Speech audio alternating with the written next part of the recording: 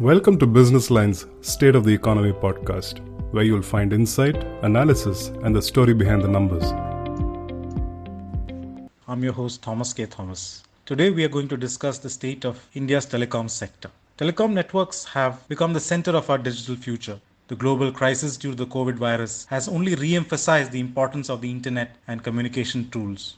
Millions have been able to buy essential commodities, do financial transactions, and work from home only because of online platforms. The recent 5G spectrum auction marks another turning point for India's telecom market. In addition to improving mobile broadband, 5G technology will enable delivery of critical services such as telesurgery and Internet of Things over a mobile network. However, there are still some issues of concern. For example, the market is now down to just two operators. Indian telecom sector has always been highly competitive, where consumers have enjoyed cheap tariffs. This is also changing, with operators increasing tariffs almost by 30 to 40%. Today with me, I have Sanjay Kapoor, the former CEO of Airtel. He has deep insights into the sector, having been closely associated as the Chief Executive Officer of Airtel, and more recently, he's been associated with some global entities as well. So thank you and welcome to the podcast, Sanjay. Thank you for having me over, Thomas. Sanjay, if I remember, in the early 1990s, on a trip to Japan, the then telecom minister Sukram saw his Japanese chauffeur carrying a mobile phone in his pocket. And when he came back, at a public audience, he said that everybody in India will have a mobile phone in their pockets. And his opinion was at that point in time met with skepticism, as mobile phones sounded like a far-fetched idea for an Indian consumer base that was largely agrarian, with no means to afford to pay for the service at $16 a minute, and in addition to buying expensive mobile handsets. 27 years later, the mobile phone telephony revolution has had a profound impact, and we all know that today nobody can do anything without a mobile phone or at least a broadband connection. Right. So let me just start off this conversation, by taking you back to the time when you were the CEO of Airtel. And, some of the conversation we used to have at that point in time were very different compared to what's going on right now. So in your assessment, has the sector changed for the better or for the worse?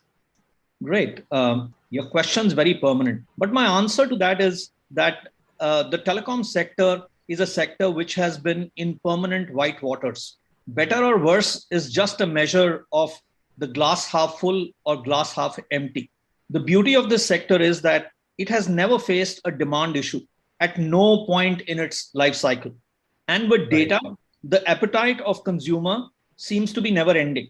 So I think this is a beauty. There are hardly any industries in the world which don't have to really fend for the consumer demand. But on the other side, the not so good part of the business has been that the technology cycles are shortening and the capital cycles are increasing, thus increasing the pressure to amortize your investments before the next capital cycle hits you. There are more ecosystem players now than ever were in this business who all want a share of the telecom pie and have been feeding on the creamy layer of the non-access revenues and profitability of telecom. So I think if you, in a balance, see it, there are a lot of good factors associated and there are challenges associated with this industry as well. Right. So that's a good overview, and we can probably drill down to some of these aspects. So I want to start with from the consumer's point of view. So, we now have good data speeds. There used to be time when, I used to travel to the US and some of the other Asian countries like Korea and Japan. And I used to envy them that, why as an Indian, I can't get those services. We were still at 212 kbps and things like that. Now, at least, we have good data speeds, at least in the urban centers. But, there is still this niggling issues related to quality of service, right? We have moved from 2G to 5G, but, at the end of the day, something as basic as, can I make a call to you? Am I confident of making that call to you? I'm not sure, right? The network continues to be patchy. So how do we deal with something so basic as that, even as we are talking about high data speeds, apps and services and things like that? So, this bothers me as a consumer as much as probably it bothers you or any other consumer. In my mind, the cheap prices and good customer experience are completely at loggerheads. Secondly, access alone does not promise or does not have the capability of promising a good customer experience. It is one of the many variables that come together to offer you a good customer experience. The devices, the access, the content, the storage, the digital applications, security, they all need to come together for an optimal customer experience. On a radio network, with so many users, and if too many of them are accessing high bandwidth service simultaneously, the quality will bound to suffer. That's the nature of physics that gets involved in a mobile network compared to a fixed line network, which is dedicated to you. While I say that things have improved in India, and I agree with you, I think a lot is desired in India around the in-building coverage. Unlike voice, 80% of data gets consumed indoors. And our resources indoors, from a spectrum perspective, which is the lack of 1 gigahertz and below spectrum, which is not available in plenty, non-fibered backhaul, and the sheer availability of the number of towers to offer you that experience is missing. You take China, for example. China has a few million sites and growing at a very fast pace, even for 5G. In India, we have roughly 250K sites, give or take, per operator, as we read it in various publications. Now, we definitely, compared to China, we may not have as large a geography, but in terms of population density, in terms of the size of the country, I think we deserve a lot stronger network to permeate indoors. And I think that's lacking. So I think it's a combination of the resources, the money being put, and the pricing that prevails in the market. I think all three are not enabling a great contemporary experience, which is globally competitive. Right. So let's talk about the finances required to set up a network that will enable top quality service. And in this case, as we speak, there are just two operators left in the market. The other two, which is Vodafone Idea and BSNL, are practically struggling for survival. So with just two operators, is this a matter of concern in the long term? Or, when you were CEO and all the way till 2014-15, we used to have at least half a dozen players in each circle. So would you say that it's good to have two strong operators who can put in all the resources and address these issues which you spoke about, so that consumers at the end of the day can get good quality service? Or do you think having lesser, it's no point having, say, half a dozen players and they continue to struggle, then nobody benefits in that case?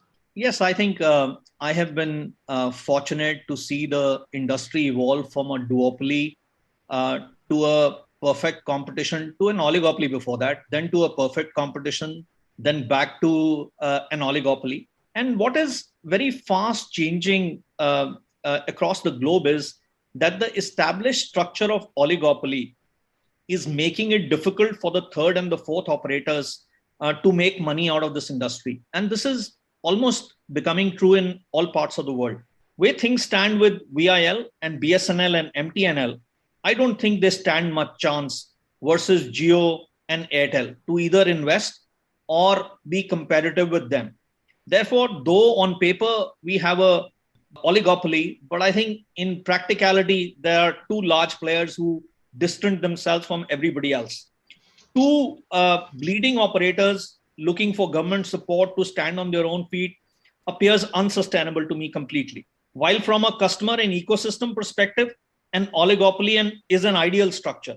However, from a sheer economics perspective, given our current tariffs, cost of spectrum, investment required to make new technologies work, duopoly seems to be the road ahead. Even if the other two survivors, hypothetically, exist, their survival will be only academic in nature, according to me. Therefore, I think two operators are coming to us by sheer forces of economics and viability and sustainability going forward. It is not in the interest of either the governments or other stakeholders in the industry or the consumer primarily to have a duopoly. I think they'd all be happier with an oligopoly, but it's unfortunate that it looks like a duopoly for now. So then, would you say that an operator like Vodafone Idea which is trying to float, they're trying to look for fresh funding. They're in talks with investors and banks. Government has also agreed to pick up some 33% stake for a 16,000 crore, dues. So all of these efforts that they are doing at this point in time, and let's say if they manage to get some funding this year, is it too late for them to even catch up with the kind of investments and focus that Airtel and Jio are driving on ground?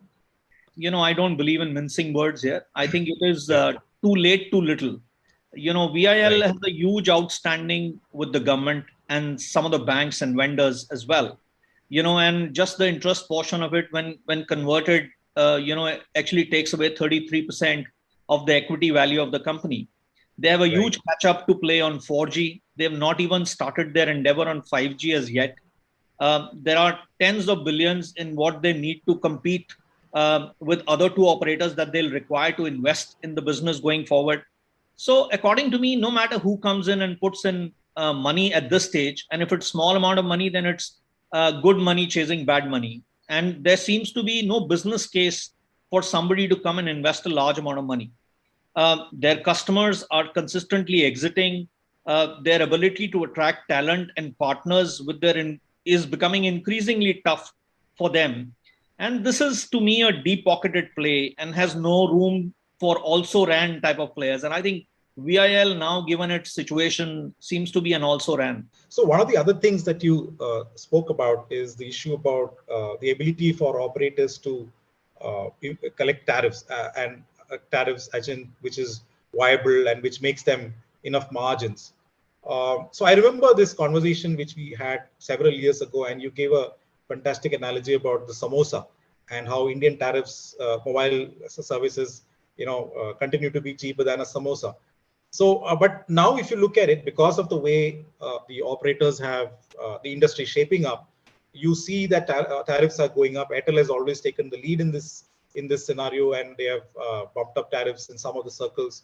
So while that is good for the operators in terms of higher ARPUs and better margins, but does this also then make the services unaffordable for the lower sections of the economy? Because given that we are in India, we have to take care of everybody here. I mean, and telecom is considered to be an essential service like power, like water. So how do we balance this out? Thomas, it is really a chicken and egg story, and someone has to pay for what it takes to put together a competing world-class network. Given the huge disparity of income in India, raising prices beyond a particular point will make it unaffordable for people at the bottom of the pyramid, is a well-known factor to everybody. While I say that the population that really consumes digital services in India is less than 100 million people. When you compare it with China, they have probably 7 or 8 times this number. And this number comes out of how many people really truly transact on digital commerce services in this country.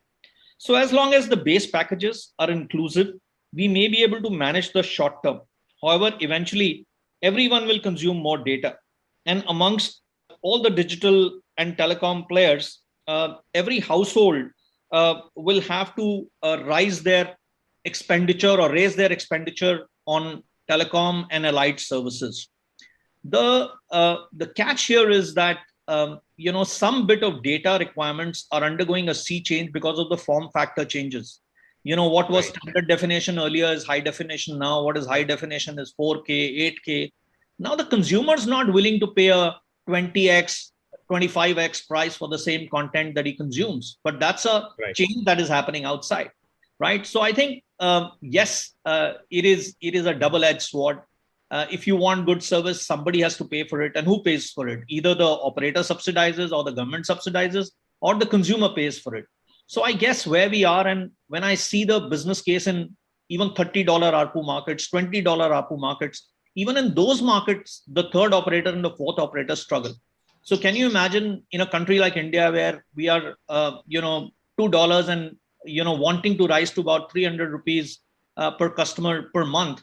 I think that's a struggle. But my own take is to really offer a contemporary and world-class network, we'll have to go much beyond that. So I think initially we'll have to make sure that the big cities and the higher end customers subsidize for the ones who are, wanting to consume it in lesser parts of the country.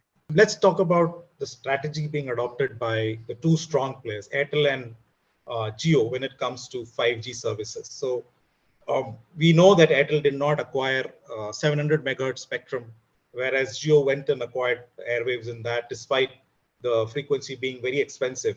And for the listeners' benefit, I just want to explain that in telecom, if you use lower frequency compared to a higher frequency, the operators are able to offer better quality of services, and also there is cost benefits. So, Sanjay, I want to take your views on Airtel's strategy here of avoiding entirely the 700 megahertz from their portfolio. From a consumer's perspective, let me not confuse anybody with 700, 800, 900 megahertz spectrum. All I need to communicate here is that if 80% of the data is going to be consumed indoors, then better coverage is provided by spectrum, which is less than 1 gigahertz. So 700, 800, 900, they all fall into that categorization. Now, whether Airtel goes in for 700 or 800 or consolidates 900, it's a matter of choice. And the given is that no matter what, if you are going to be competing for customer experience in the market, you will have to amass much more sub 1 gigahertz spectrum to just stay competitive. So right now, Airtel has 900, Jio has 800, they've now got 700, which gives them a short-term edge, but they have a standalone network because they don't have other technologies being supported on it. Eventually, Airtel has shut down 3G, will shut down 2G at a point in time as well, and therefore all the 900 will migrate towards 5G, and at least the capacity will migrate first. Coverage will probably migrate later. So all said and done, yes, they need more spectrum. If they've given it a pass this time, will they be able to give a pass to 700 for all times to come? I don't know. But the factor that deters everybody is that the spectrum strategy is not really getting driven by consumer experience at the moment. It's getting driven by the economics. The 700 megahertz is so expensive right now that if you can postpone it, you will try to postpone it to the extent possible, because you don't want to incur cash. You have to make sure you're a listed company, that your results don't get hampered, that your return is protected. And we all know that the jury is out on the 5G monetization in almost all parts of the world. So I think given that they are playing it based on economics and not so much on customer experience to begin with. So what we are seeing right now, there's this massive race to get into the cities, and almost every day we are getting news that Airtel has rolled out in 5 more, and Jio has hit 200 and things like that. But on ground, if you look at it, as a consumer, I am not seeing any major difference when I'm using 5G, other than maybe I'm getting slightly higher speeds. What would it mean for a telco to start monetizing this? I mean, they're spending so much on network rollout, acquiring spectrum. And if it's just about giving me higher speeds, how will they get me to spend more on the services? Yes, this is $1 million question, Thomas. And 5G has 3 elements to it. It has the element of high speed, it has the element of low latency, and it has the element of Internet of Things, which means if you have millions of devices, Internet of Things devices, which have to be connected in a concentrated geography, then 4G doesn't have the wherewithal to deal with it, but 5G can deal with it. Now, the latter two, which is around low latency and Internet of Things, people are still in many parts of the world still evolving. What is the use case that a consumer will pay for? When will we come out with applications and use cases for these two? I think we are still going to wait for a little while. As far as higher speed is concerned, for some reason, the customer is not willing to pay for that. And it's not true for India. In most parts of the world, the customer is not willing to just pay for a higher speed. And you are absolutely right that right now, I think every morning when you see somebody raising a hand and saying, I've covered this city, that city, I don't think the measure of the launch has been defined. What is the definition of that launch? There is no standard definition. So I could be putting up 10 sites in a city and say, I've launched the city, or right. I could be plonking electronics on my 4G ecosystem and say, now I have, 5G, so many 5G sites that are there. The real definition, like I said, for 5G has to come from saying, what is my indoor penetration? And unfortunately, neither the regulator is asking that question, nor have we moved from outdoors to indoors on measurements around what could be a launch, what could be a good experience, what could be a good transformation to 5G. So I think those are missing links that we don't know. So in absent of all these, to just say I've launched XYZ city doesn't make a sense. Right, right. The other point that you raised is on the economies of spectrum, and in terms of telecom regulation and policy making, and we have seen how messy it had become in a while during the early 2000s. We had three, what I call as the battle of the telecoms. Started with CDMFI, then you had the 2G scam, and then the Reliance Jio coming in 2016. So through all of this, we've seen so many litigations, which right now at least we see some certainty on things like spectrum availability. We talked about the sector, collapsing into just two players. But some things like pricing of spectrum, this is like been there since forever. I mean, since at least I've started covering telecom, this has been a sort of a one demand or one need which the industry has been saying, that if you asking us to make India digital, and if telecom is the basic ingredient for that, making India digital, why can't you consider this not as a golden goose which populating or keep your exchequer happy, but more of an enabler? So why isn't the government talking about lower spectrum charges and lowering pricing? And are there any other focus area that you think that the government and the TRA should look at from here on? Telecommunications globally is a highly regulated space and industry, and operators across the globe have often seen it as a milk cow, and so have the licensors. But I think in the current environment, the government in India seems to be pretty convinced about the benefits of technology and telecom. They understand that this is the highway on which various digital services and digital India will actually take shape for future. And they clearly understand it. But despite of this, I think there is legacy, and I don't claim to understand all the political nuances, but I do believe that with a legacy and scams that have been associated, or at least have been in contention for so many years, it's probably very difficult for them also one fine day to come and chop the spectrum prices to very low. One thing for sure they've done is that they have brought an end to the artificial scarcity of spectrum, which was happening during 3G time, which is why the 3G bids went very high, and actually nobody monetized the 3G spectrum costs at all, because there was hardly anything great in that technology that would have yielded great results. I think that those spectrums, after being reformed, would have probably yielded better results. Interesting. So Sanjay, the other thing that as we speak, there's another sort of battle brewing between OTT and the telecom players. And this is not new. This debate and argument has been going on for several years now, where the telecom operators are saying that the OTT players are walking away with a large chunk of the revenue. Therefore, there has to be some sort of revenue share. Whereas the OTT players are saying that, had it not been for us, nobody would even use telecom networks.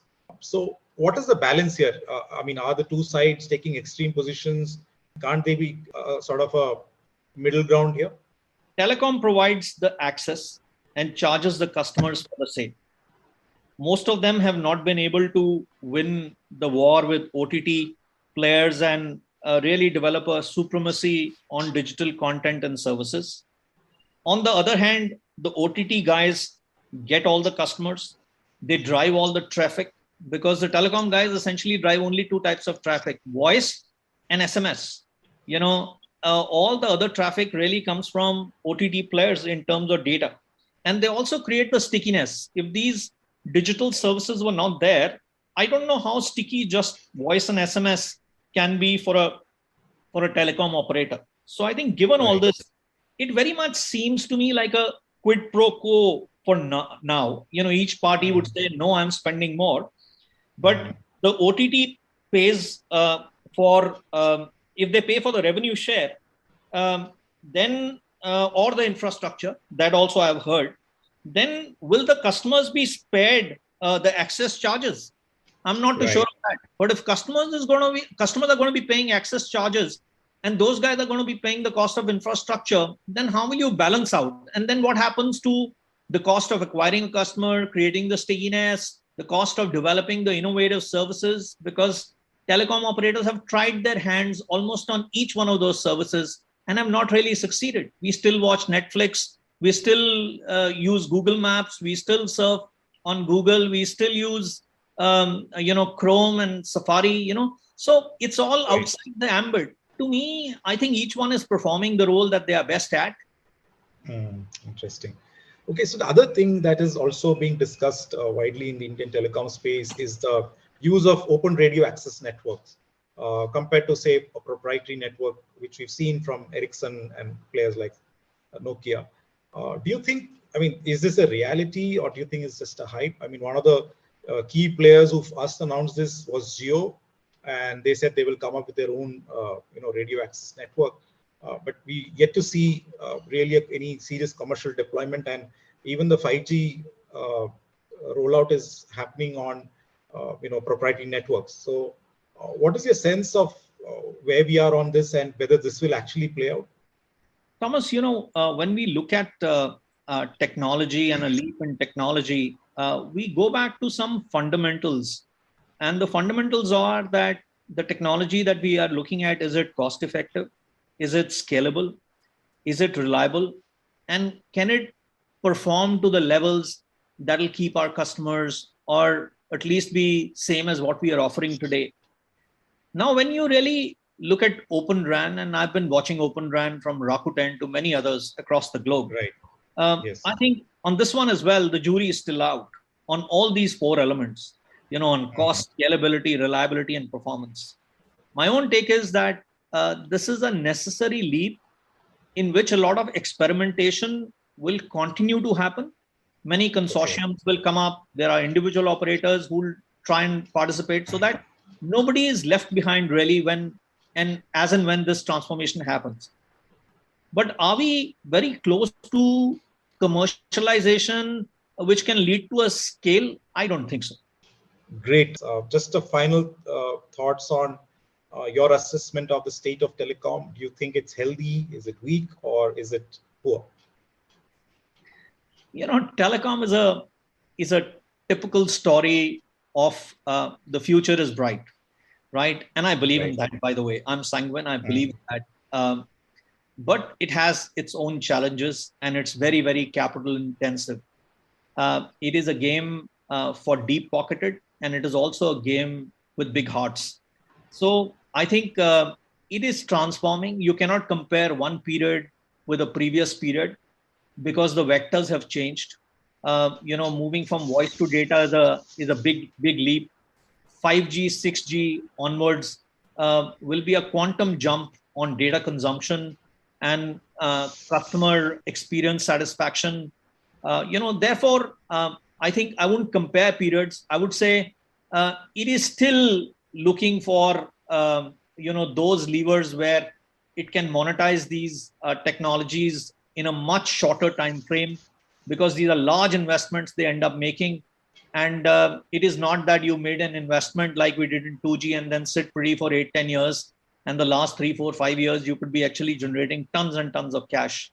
I think those days are behind us. And lastly, what I said, it is surrounded by people who want to eat a large portion of this pie.